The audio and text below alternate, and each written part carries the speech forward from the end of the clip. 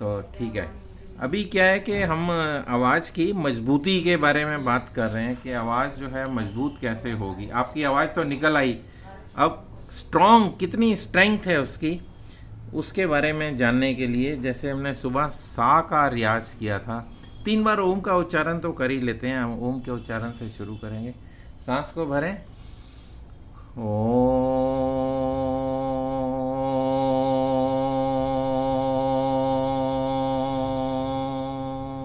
लंबे से लंबा उसको खाली करने में, एक्सेल करने में आपका टाइम डबल लगना चाहिए।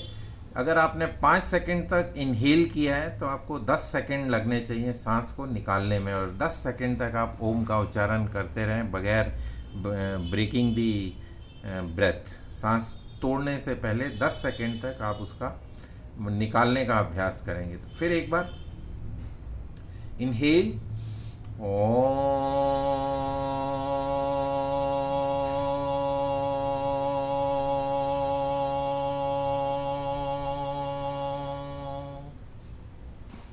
ये पूरे 10 सेकंड था, मैंने चेक किया।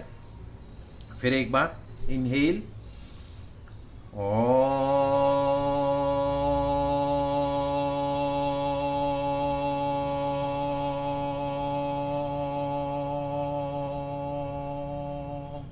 Another 10 seconds. तो 10 सेकेंड का मतलब है कि 5 सेकेंड हमने सांस लेने में लगाए, 10 सेकेंड सांस निकालने में लगाए, और 10 सेकेंड ही ओम का उच्चारण किया। अब हम सा का उच्चारण करेंगे। सा, तो इनहेल सा,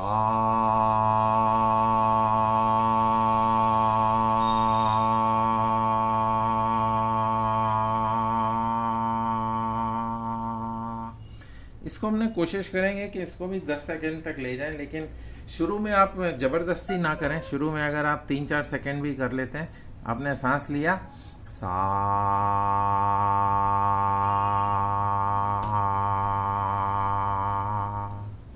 अब ऐसे समझें कि आप जैसे कि ग्राउंड फ्लोर पे खड़े हुए हैं, तो आप पहली सीढ़ी पे खड़े हुए हैं।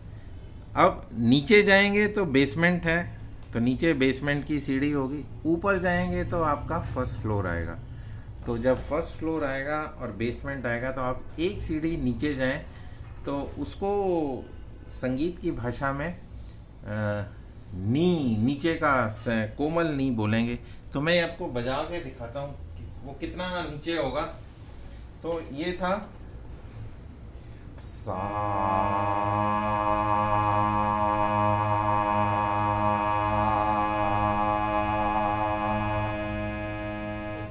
और इसके नीचे नी।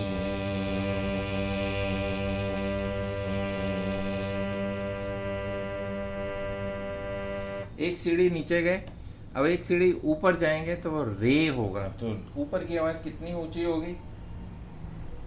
रे।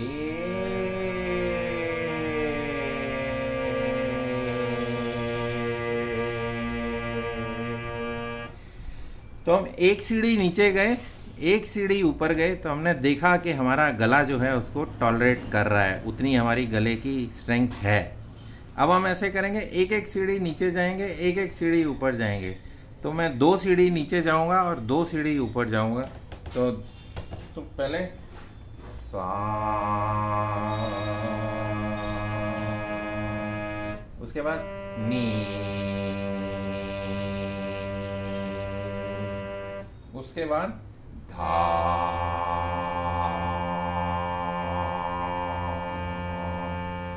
अब ऊपर जाऊंगा मैं 2 सीढ़ी, तो सा, ये ग्राउंड है, सा,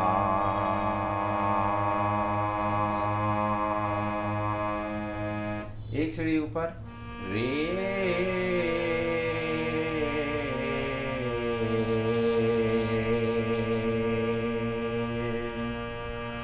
गा,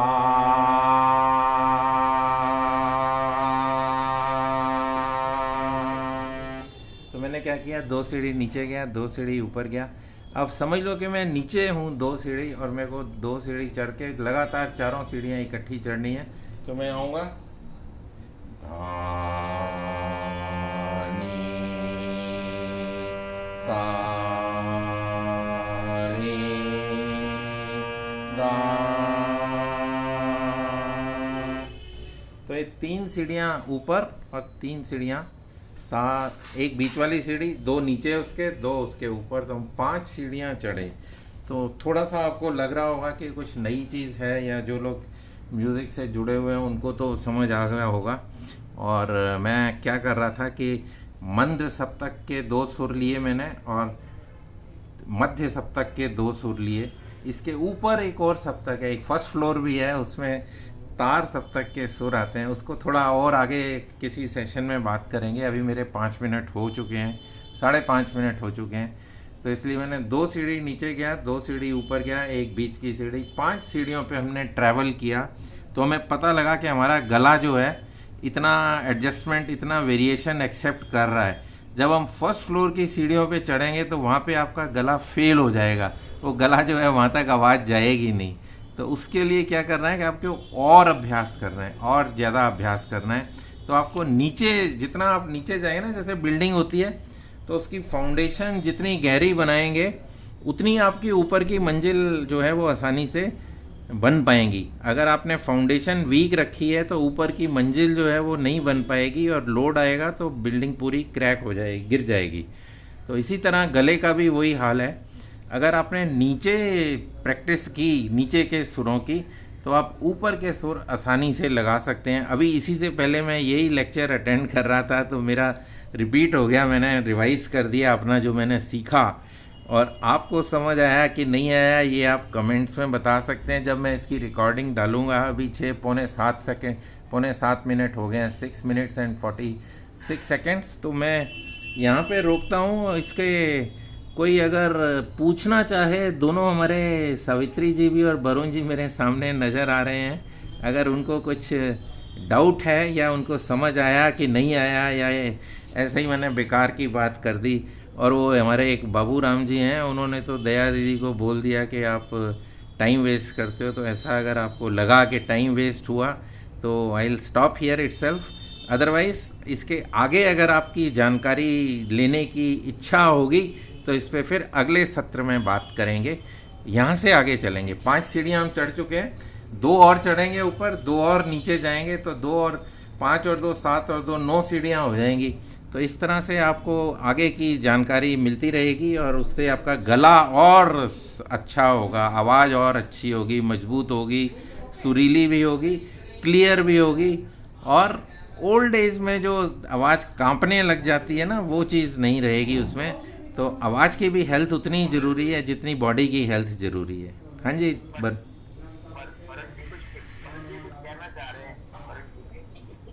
मेरा अभी क्या हो रहा है कि जैसे मैं कुछ बोलना चाहता हूँ ना, हल्का सा कुछ ना बलगम आके अटक जाता है, जिससे कि आवाज पूरा खराब हो जाता है। हल्के गुनगुने पानी का सेवन करें, और पानी में हल्का सा नमक डाल के उसको, पानी में ना आप 4 चीज़ें, कोई सी 4 चीज़ें डाल सकते हैं। या तो आप नमक डाल के करें थोड़ा सा, या उसमें फिटकरी डाल के कर सकते हैं, या आप उसमें पोटेशियम परमैंगनेट KMNO4, वो जो लाल दवाई होती है ना, स्टेशनों पे पहले होती थी, पानी गिलास को साफ़ करते थे, तो लाल दवाई भी डाल सकते हैं। KMNO4 उसको बोलते हैं, पोटेशियम परमैंगनेट शायद उसका केमिकल नाम है। और चौथा जो है, एक और चीज़ है, जैसे डिस्प्रिन होती है, वो एकदम घुल जाती है। जैसे ही डिस्प्रिन पानी में डालोगे, गर्म पानी में, तो वो एकदम डिज़ोल्व हो जाएगी।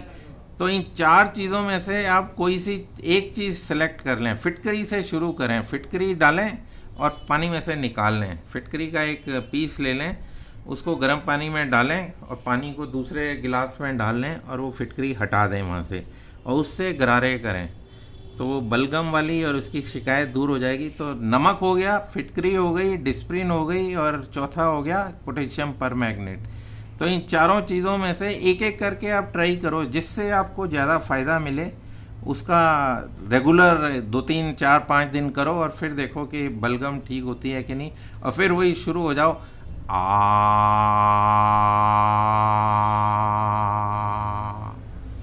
और इसको अभ्यास को रेगुलर करो। फिर बात करते हैं उसके बाद आगे। ओके।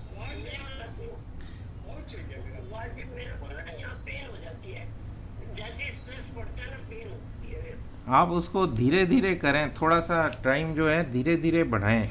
जब आपको पेन हो आप उसको आराम थोड़ा सा मसाज कर सकते हैं ऑयल से या घी ये से। और चेस्ट में होती है, चेस्ट में है इधर साइड पे, अच्छा, लंग्स में जैसे। अभी आप इसको आप पानी वाला वो नहीं करते, चेस्ट वाला जो डॉक्टर आपको बताते होंगे ना, वो कुछ गुब्बारे फुलाना या फिर शंख बजाना या फिर फूंक मारना, उस तरह के। फूक वाला है, फूक हाँ, वाला है, फूंक वाला है ना जो बहुत वाला है। वो वाला अभ्यास करते रहें, तो उसके बाद आप इसी को आवाज़ के लिए यूज़ करें। अभी टाइम ज़्यादा हो गया है, राजेश जी बार बार देख रहे हैं, तो शायद मेरे को कहीं ऐसा ना कह दें कि तुम टाइम मेरा यूज़ कर रहे हो बहुत ज़्यादा। मैं 11 मिनट यूज़ कर लिए हैं। भाई साहब भी कुछ कहना चाह रहे हैं। हाँ जी, सुन कोई कोई बात नहीं है, अच्छा है, इनकी जो प्रॉब्लम है दूर हो रही है, सावित्री दीदी की, भरत जी की। अभी कौन बोल रहे हैं, कुछ कह रहे थे? सुरेंद्र जी कुछ कहना चाह रहे हैं। हाँ जी, सुरेंद्र, अच्छा सुरेंद्र जी भी हमारे पुराने साथी हैं। अनु साहब, मैं ना अपना अनुभव बता रहा हूँ आपको। मेरे को भी यही प्रॉब्लम थी, तो मैंने बड़ी इलायची के पानी के उबाल के ना, एक मतलब 2 गिलास पानी में आधी बड़ी इलायची डाल के उसके गरारे किए, और बिल्कुल ठीक हो गई। मेरी बलगम की शिकायत भी दूर हो गई। तो मैं विनती करना चाहता हूँ, अगर ये करना चाहे तो ये कर सकते हैं। तो आपके पास पांचवा ऑप्शन आ गया है, लेकिन अभी गर्मी है तो गर्मी में वो थोड़ा पानी गर्म होता है, तो उससे ना फिर अगर आप रेगुलर करते हैं तो छाले होने शुरू हो जाते हैं आपके मुंह में, तो आप उसको थोड़ा सा ध्यान से। थोड़ा सा सेंधा नमक डाल के, थोड़ी सी बड़ी इलायची का चौथा हिस्सा के हाँ, बड़ी इलायची का चौथा हिस्सा डाल लें। अगर सिर्फ बड़ी इलायची डालेंगे तो गर्मियों में उससे गरारे करने के साथ ना मुंह में छाले आ जाते हैं, तो आपको फिर खाने में दिक्कत हो सकती है। जल नीति कराते हैं हम बड़ी इलायची वाली से पानी से। मैं जल नीति का डिमॉन्स्ट्रेशन एक दिन कल परसों में दे दूंगा। दया दीदी जुड़ गई हैं, तो अभी दया दीदी से पूछते हैं, वो भी कुछ इसमें शेयर करना चाहेंगी। राजेश जी दया दीदी को इनवाइट कर लें। तो ओम दीदी, आप हम गले की बात कर रहे थे,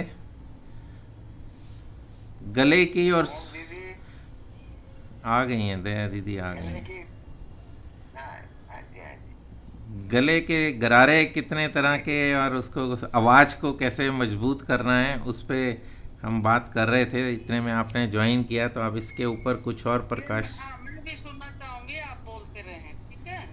अच्छा, अभी तो हम बोल चुके हैं। मैं इसकी रिकॉर्डिंग डाल दूंगा ग्रुप में, तो आप रिकॉर्डिंग सुन के फिर बताना मेरे को। अच्छा, गोपाल भाई साहब, संगीता मैम ने बताया था कि आप 12 मास जैसे भी पानी में नहाते हो ना, नहाने से पहले 4 गार्गल बड़ा आ करके वो छत की तरफ देखते देखते करोगे ना, तो आपको कभी सर्दी खांसी होगा ही नहीं। और मुझे 3 साल से ना खांसी जुकाम कुछ नहीं हुआ है।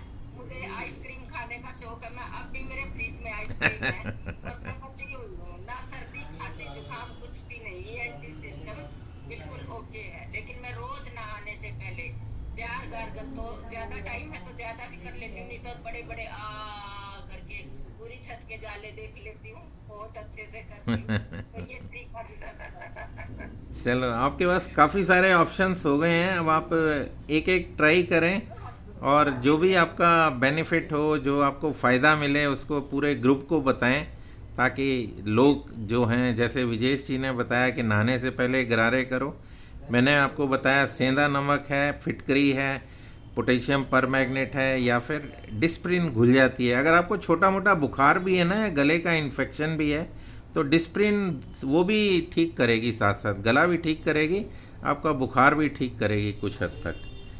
तो आप कोशिश करो, उसके बाद अगर कोई रिज़ल्ट आता है अच्छा, तो हमारे साथ ग्रुप में शेयर करें, और इसके बाद आगे का इसका कार्यक्रम फिर करेंगे। अभी 15 मिनट हो गए हैं मेरे को इसी पे बोलते हुए, तो मेरे को डर भी लगता रहता है कि कहीं कोई भी कह दे कि आप ये टाइम क्यों हमारा ख़राब कर रहे हो। ऐसे गोपाल जी,